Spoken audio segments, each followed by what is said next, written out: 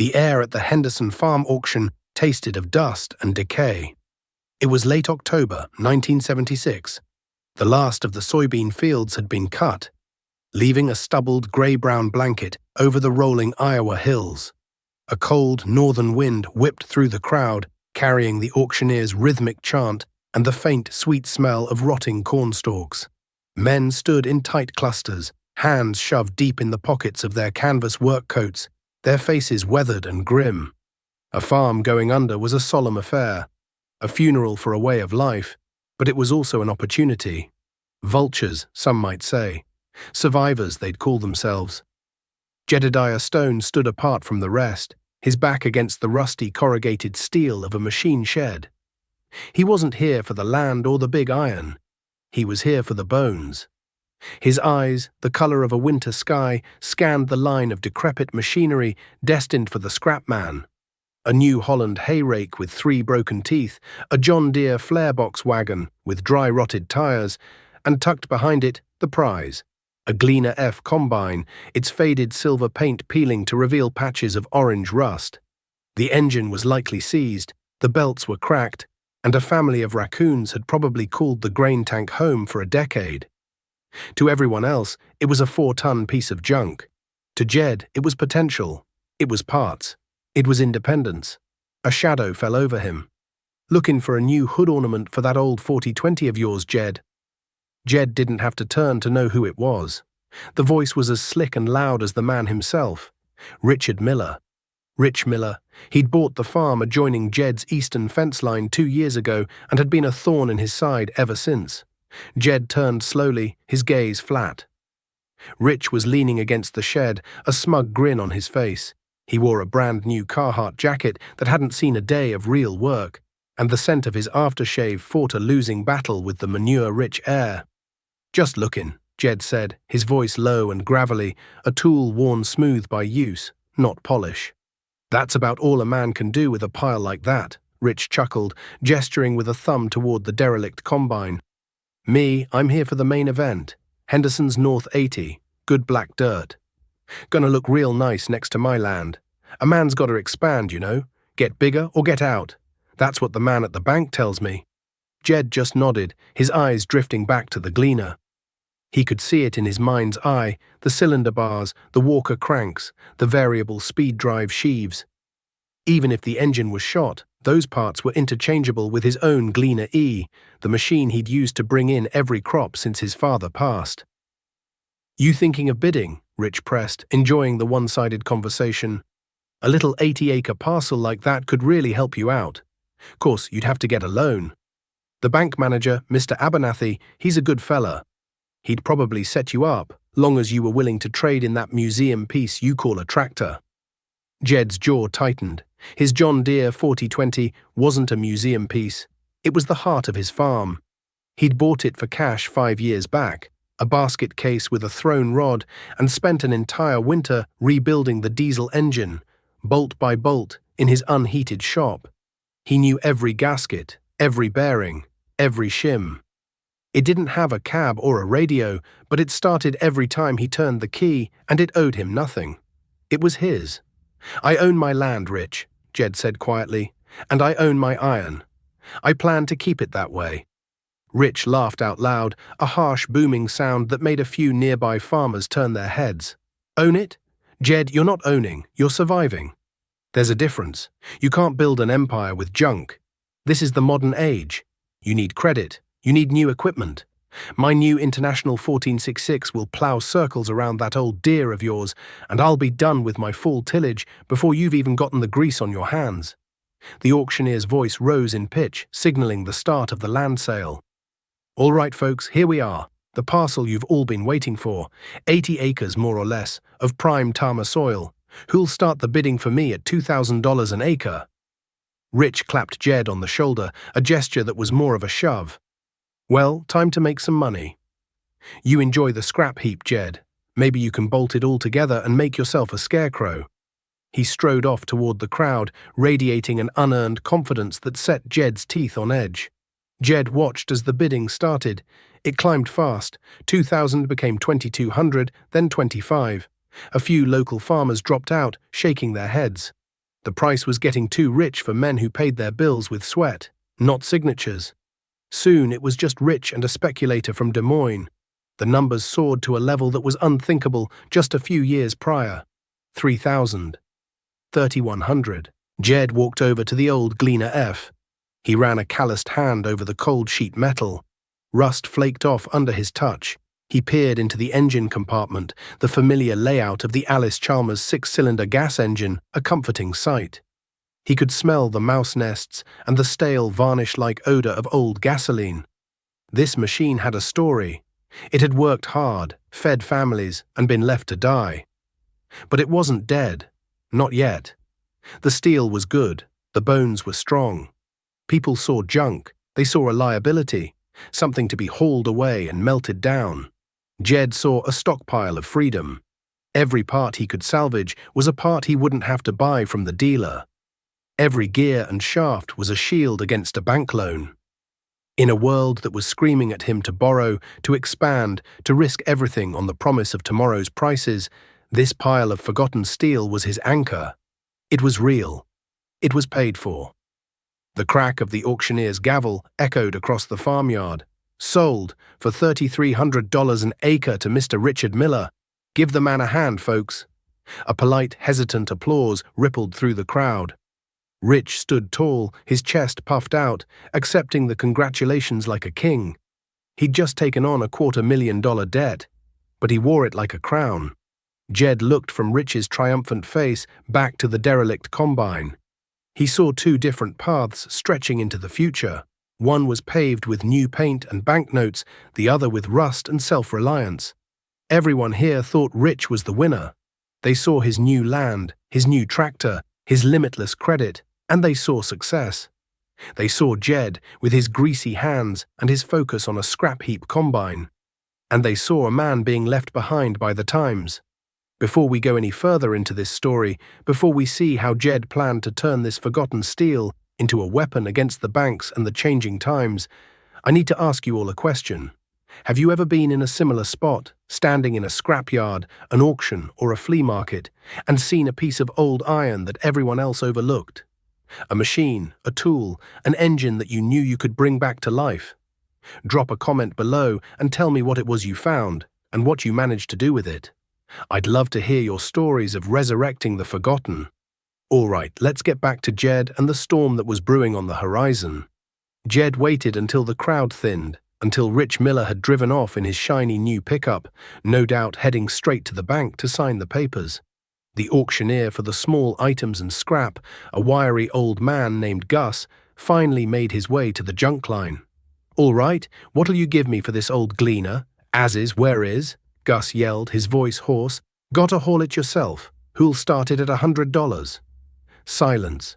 The only sound was the wind whistling through the empty grain bin. $50. Gus tried again. "Come on, boys. The scrap price alone is worth more than that."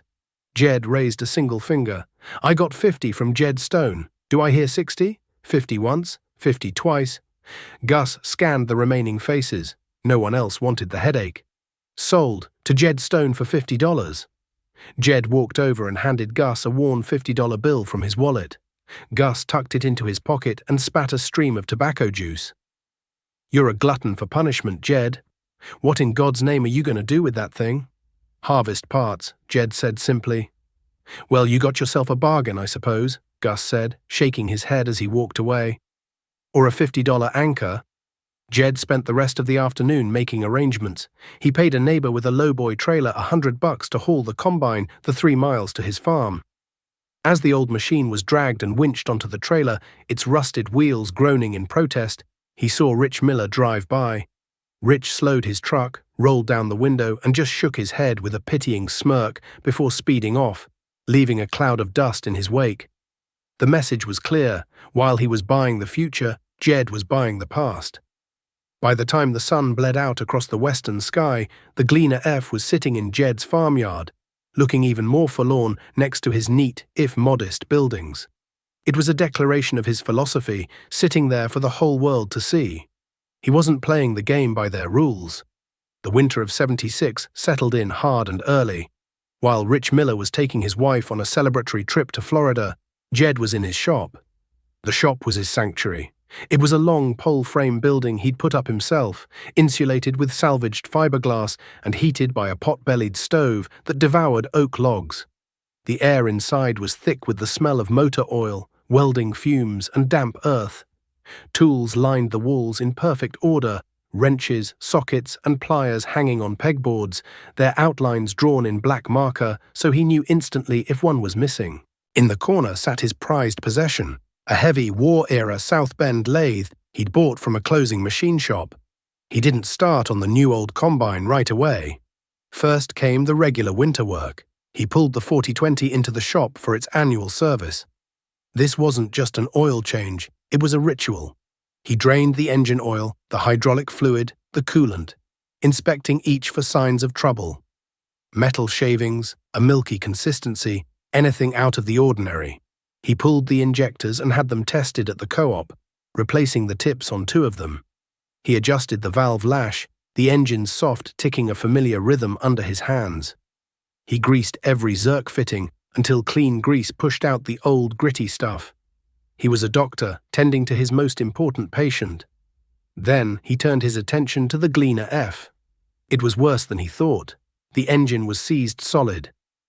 He pulled the head and found 2 cylinders full of rust-colored water. A cracked block, most likely. Useless. But that wasn't why he'd bought it. He started the slow, methodical process of disassembly. He worked with a patient intensity, using penetrating oil and the heat from his acetylene torch to loosen bolts that hadn't turned in 15 years. One snowy afternoon, as he was wrestling with the main drive belt tensioner, the part he desperately needed for his own combine, he heard a vehicle pull into the yard. It was Earl, his neighbor to the west, a good man in his 60s who farmed with his 2 sons. Earl stomped the snow off his boots and came into the shop, his breath fogging in the cold air. "Jedediah," he said, his eyes scanning the chaotic collection of parts spread across the concrete floor. "Saw you hauled this thing home. Figured I'd see what you were up to." "Just tinkering, Earl. Need a few parts for my E-model." Earl picked up a bearing housing, turning it over in his hands. "You know, the talk down at the cafe is that you're letting things go, that you're too stubborn to keep up." Jed stopped wrenching and looked at his neighbor. "And what do you say, Earl?" Earl put the part down and looked Jed straight in the eye. "I tell 'em to mind their own damn business. I knew your father. He was a careful man. Never owed the bank a dime he couldn't pay back tomorrow. I see a lot of him in you. But Jed, times are changing. This fella Miller, he's got the bankers in his pocket. He's farming 1,000 acres now. People see that. They see his big new equipment, and they see you with this." He gestured to the dismembered combine. "They think you're going backwards." "Maybe going backwards is the only way to go forwards right now," Jed said, wiping his greasy hands on a red rag. "I hear the interest rates they're charging for operating loans. I see the price of new machinery. It doesn't add up, Earl. The numbers don't work unless corn is $5 a bushel forever." "Well, it's $3.50 right now, and everyone thinks it's headed for the moon," Earl countered. "The government's selling grain to the Russians. Land prices have doubled in 5 years. Everyone's making money." "Everyone's spending money," Jed corrected him. "There's a difference." Earl sighed, a weary sound. "I hope you're right, son. For your sake, I really do. My boys, they're pushing me to borrow. To buy that new Case 4-wheel drive. They see what Miller's doing. It's hard to hold 'em back." After Earl left, a profound sense of isolation settled over Jed. He wasn't just fighting rust and seized bolts. He was fighting an idea, a tidal wave of optimism and easy credit that was sweeping through the heartland. Every farmer in the county was being told the same thing by the banks, by the magazines, by the equipment dealers. Leverage yourself, buy more, produce more. The old ways of thrift and caution were being dismissed as relics of the Depression era. He was an island of doubt in an ocean of belief. The scorn wasn't always overt, like Rich Miller's taunts, but it was there, in the pitying looks at the co-op, in the way conversations quieted when he walked up. He was the county eccentric, the man who would rather spend a week fixing an old part than an hour signing a new loan. They thought he was a fool. The years began to blur together in a cycle of planting and harvest, of hope in the spring and accounts in the fall. By 1979, the boom was in full swing. Grain prices stayed high, fueled by inflation and strong export markets. Land that had sold for $3,000 an acre in '76 was now fetching $5,000. Rich Miller had become the local embodiment of the new prosperity.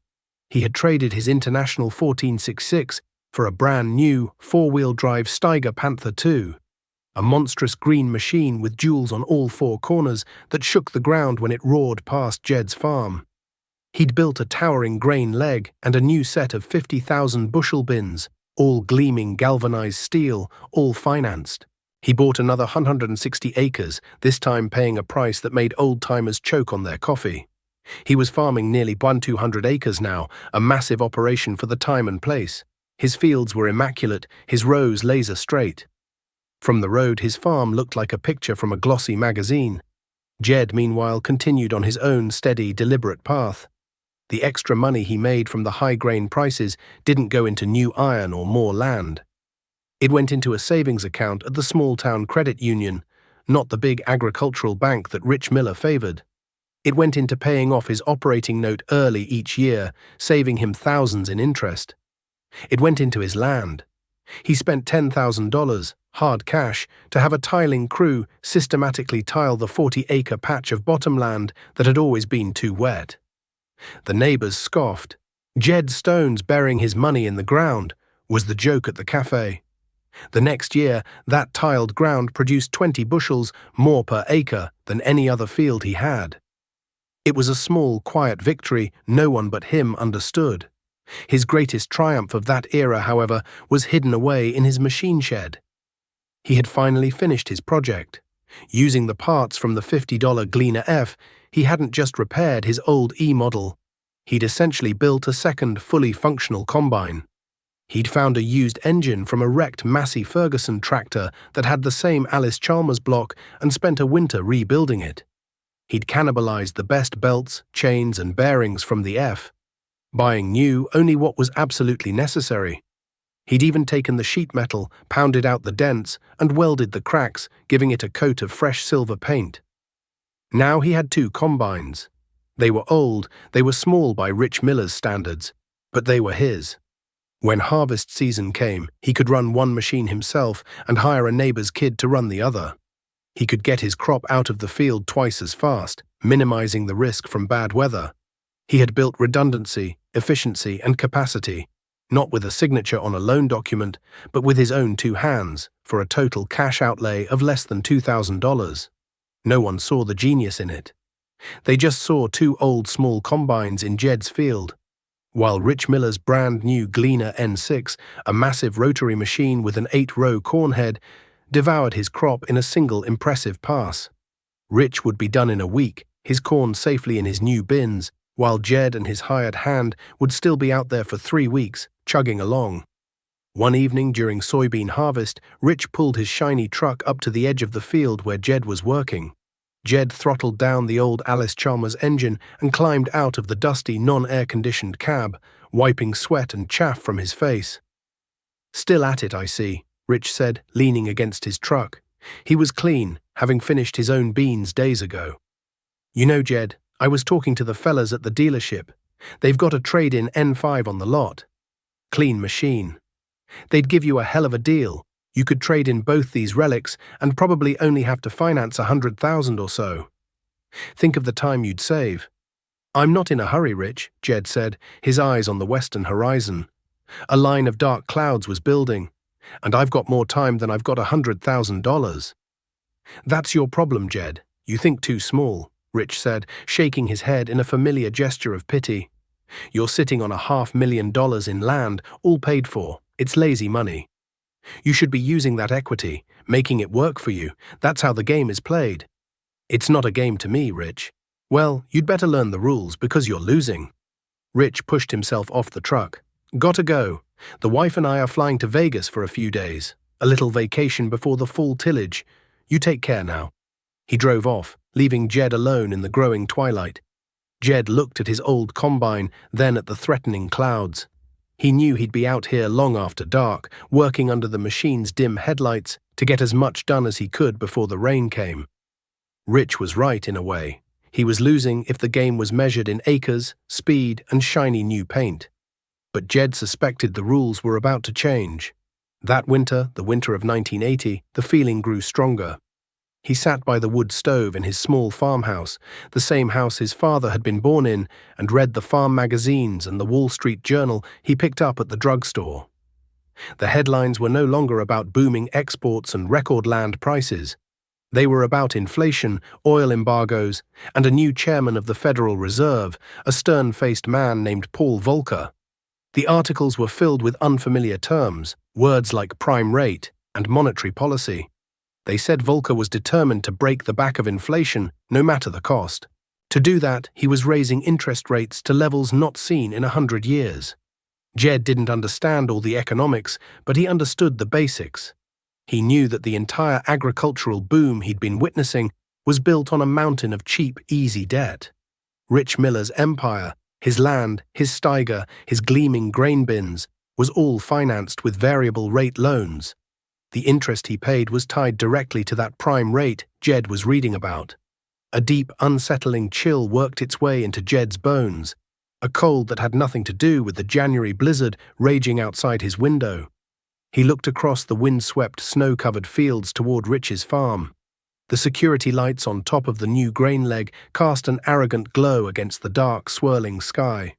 It looked strong, permanent, a monument to modern farming. But Jed knew it was a house of cards, built on the assumption that the good times would last forever. And he knew, with a certainty that settled deep in his gut, that the wind was starting to change. The easy money was over, a storm was coming, and it wouldn't be measured in inches of rain, but in percentage points. And it was going to wash away everything that wasn't tied down with cash. The spring of 1981 arrived late and mean. A cold, wet April kept the planters in the sheds, and when the weather finally broke, it was a frantic race against the calendar. Jed felt the urgency like everyone else, but there was a different, more menacing tension in the air, a low hum of anxiety that vibrated through the conversations at the co-op. The prime rate, a term that had once been the exclusive domain of bankers, was now on every farmer's lips. It had clawed its way to 16%, then 17%. The radio news from Des Moines spoke of it in hushed, worried tones. Jed's John Deere 4020 barked to life each morning, its diesel engine settling into a familiar, comforting rhythm. He pulled his 6-row planter, a simple, rugged John Deere 7000 model he'd bought for cash, and laid his seed into the black Iowa soil. He worked at a steady, unhurried pace. He owned the tractor, he owned the planter, he owned the seed he was putting in the ground.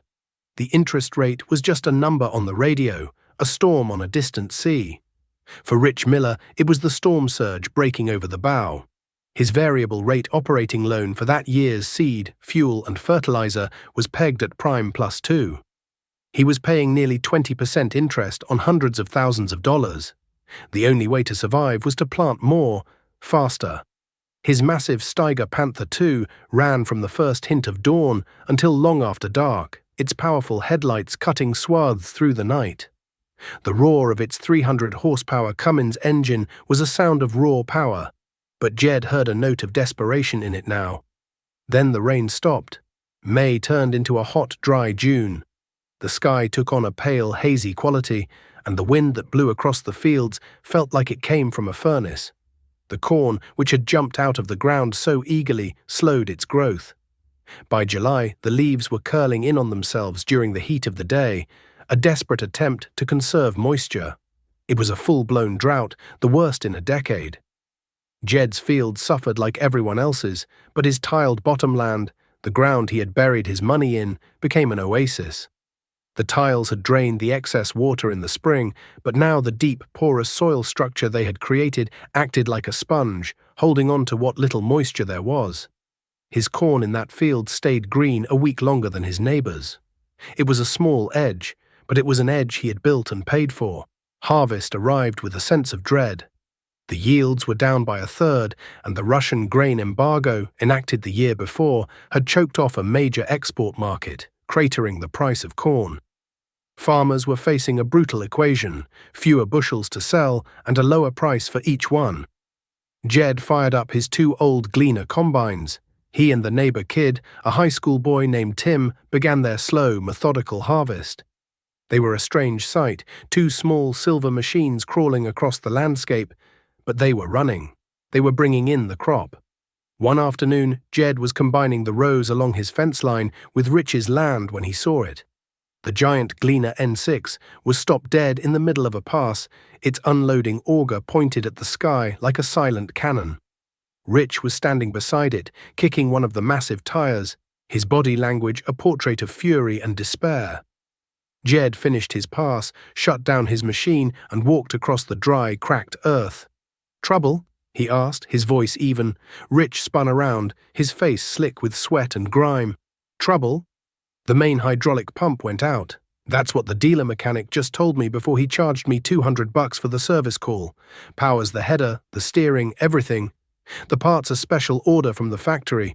Might be here in 3 days, might be a week, and it costs $4,000. $4,000 I don't have." He gestured wildly at the sky. "And there's rain in the forecast for Friday." Jed looked at the massive, complex machine.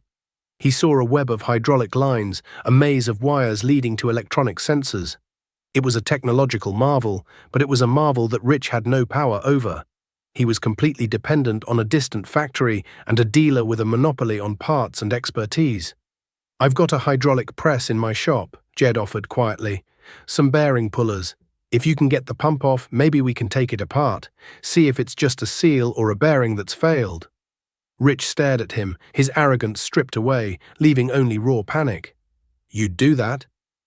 "A man's got to get his crop in," Jed said. They spent the next 6 hours wrestling the heavy pump out of the N6 guts. In Jed's shop, under the steady glow of a single bare bulb, he carefully disassembled the unit on his workbench. He found the problem: a small specialized needle bearing in the wobble plate assembly had disintegrated, sending metal fragments through the whole system. It was beyond a simple repair. The entire pump was ruined. Rich sat on an overturned bucket, his head in his hands. The fight had gone out of him. "It's over," he whispered.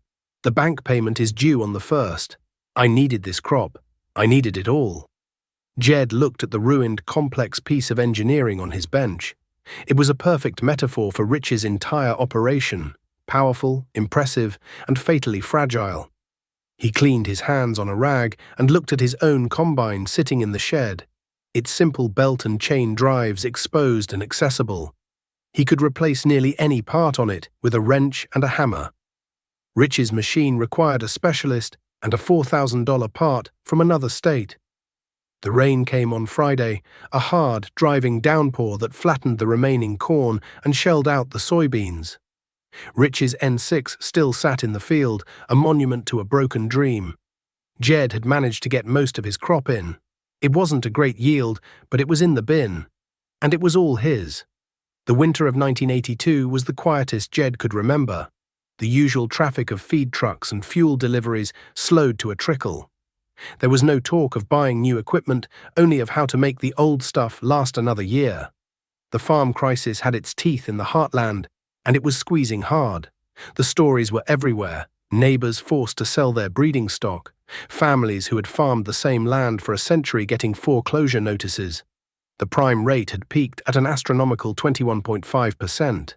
It was a death sentence for anyone who was heavily leveraged. In late February, the notice went up on the door of the courthouse. The assets of Miller Farms were to be sold at public auction on the second Saturday in March. The day of the auction was bitter cold, with a wind that cut through the thickest coat. The crowd was different from the one at the Henderson sale 6 years earlier. The mood wasn't opportunistic, it was funereal. The farmers gathered there, looked at the gleaming, nearly new equipment lined up in the yard, and saw their own reflections, their own fears. They were all just a few bad years or a few percentage points away from the same fate. Rich Miller was there, but he was a ghost. He stood near the farmhouse with his wife, his new Carhartt jacket from years ago now faded and frayed. The smug confidence was gone, replaced by a deep, hollowed-out shame. He didn't meet anyone's eyes. The auctioneer, the same man from the Henderson sale, started the proceedings, but his voice lacked its usual fire. He knew these were not assets being sold, they were lives being dismantled. The Steiger Panther II, which Rich had paid over $150,000 for, sold for $60,000 to a large corporate farm from another county. The Gleaner N6, with its brand-new hydraulic pump, went for a fraction of its value. The gleaming grain bins, symbols of Rich's ambition, were sold for scrap value to be torn down. Then came the land. The auctioneer started with the 160-acre parcel Rich had bought last. The bidding was sluggish, pathetic. The land boom was over. The price barely reached a third of what Rich had paid. Finally, they came to the last parcel, the Henderson North 80, the very piece of land where Rich's empire had begun. "All right, folks, what am I bid for this prime 80 acres?" the auctioneer called out. "Let's start it at $1,000 an acre." Silence. The wind howled around the corner of the machine shed. $1,000 an acre was a fire sale price, but no one had the cash or the courage to bid. The banker, Mr. Abernathy, stood with his arms crossed, his face grim. If it didn't sell, the bank would have to take it back. Another non-performing asset on its books. $1,000, do I hear 1,000? The auctioneer pleaded. 900 then. Let's get it started at 900. From the back of the crowd, a single finger went up. It was Jed Stone. A murmur went through the crowd. Everyone turned to look.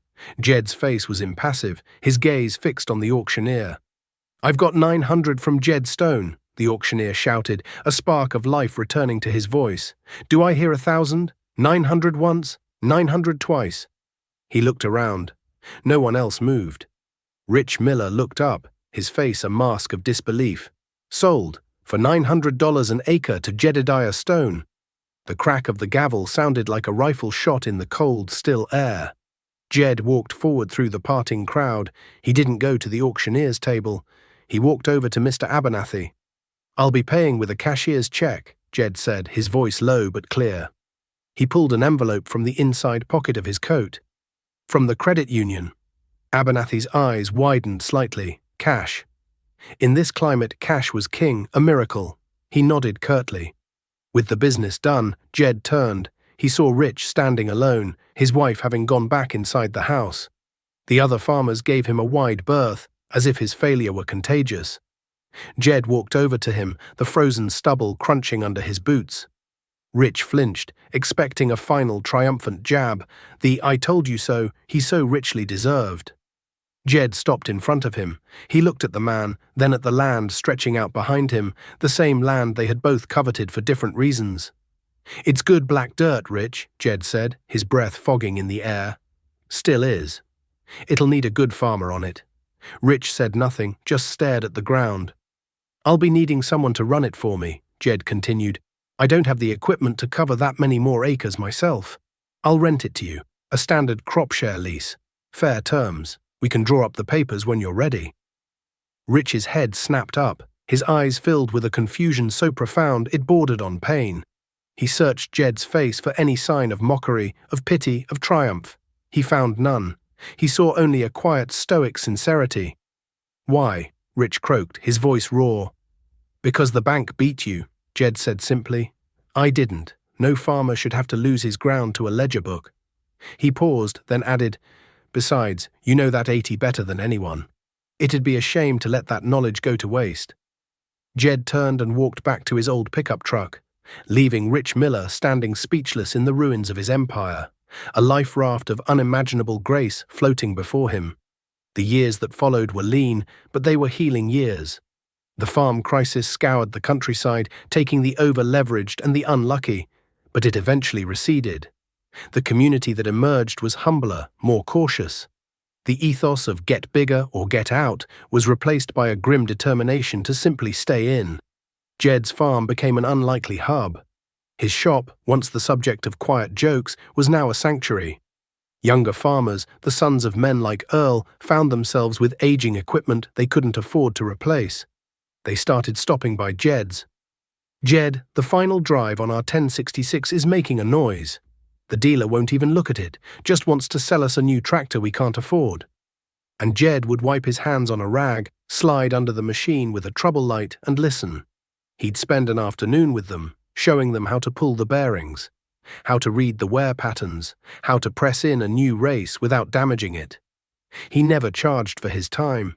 He'd share his knowledge, his tools, and the stockpile of parts he'd been accumulating for years.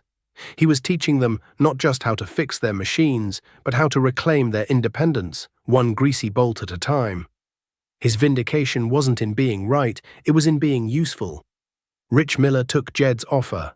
He farmed the Henderson 80 as a tenant with a humility that would have been unthinkable a decade earlier. He used older, smaller equipment he bought for cash at auction sales. He and Jed were not friends, not exactly, but a deep, unspoken respect grew between them across the fence line. They were survivors of the same storm, though they had weathered it in different boats. One crisp autumn evening in the late 1980s, Jed was in his machine shed, watching his own teenage son, a lanky boy named Daniel, carefully cleaning the grease from the wheel bearings of the old 4020. The two Gleaner combines, patched and repainted but mechanically perfect, sat nearby, ready for the harvest. They were antiques by then, but they were dependable. They owed him nothing. "Dad," Daniel said, looking up from his work, "why don't we get a new tractor? All my friends' dads have tractors with cabs and air conditioning and radios. This one's so old." Jed walked over and picked up a heavy 3/4-inch wrench from the pegboard. He placed it in his son's hand. The steel was cool and smooth. "This," Jed said, his voice quiet but firm, "is more important than a new tractor. It's more important than a checkbook. That tractor out there," he nodded toward the 4020, "I know every wire, every gear, every seal in it. If it breaks, we don't have to call a man in a truck who's going to charge us $100 an hour. We don't have to wait for a part from a warehouse 1,000 miles away. We fix it, right here, with this." He tapped the wrench in Daniel's hand. "Owning something, son, isn't about having your name on the title. It's about understanding it, controlling it. It's about making sure the things you have serve you, and not the other way around." For 10 years, everyone in this county chased a dream that was owned by the bank.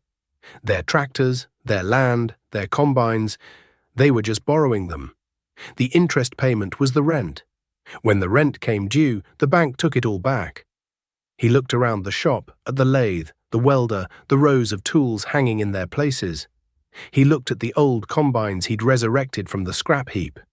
They weren't just machines, they were the physical embodiment of his freedom. "We don't borrow," Jed said, his gaze meeting his son's. "We build. We fix. We maintain. That way when the storms come, and they always come, we're standing on our own ground, not on someone else's paper." Daniel looked down at the heavy wrench in his hand, then back at the tractor. He felt the solid weight of the steel, the satisfying heft of a tool designed for a purpose. For the first time, he didn't see an old, obsolete machine. He saw a fortress. He saw a legacy. He fitted the wrench onto a lug nut and, with a grunt of effort, turned it. The sound of the steel turning against the stud was clean and sharp in the quiet evening air. The sound of true ownership, the sound of a lesson being passed, the sound of an empire built not on debt and dirt, but on wisdom and iron.